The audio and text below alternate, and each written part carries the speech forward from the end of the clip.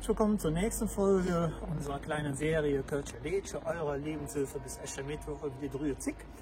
Und ich sitze jetzt hier neben dem, ich fühle mich ziemlich beobachtet, neben dem großen Volksschauspieler Willi Millowitsch. Und da geht es natürlich eh der Titel, wenn es um kölsche Musik geht, also zum anderen Schnaps, das war sein letztes Wort, das hätte auch gesungen, aber ein ganz besonderer Titel, der auch mit ihm verbunden wird, weil es halt eigentlich authentisch ist das Lied von Fritz Weber, Ich bin ein kölsche Jung.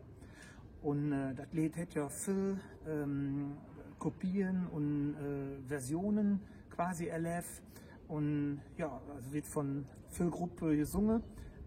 Und auch adoptiert, zum Beispiel auch von Brings, ne? Die haben halt in eine neuere Version gespielt, also eine neuere Art daraus gemacht. Ne?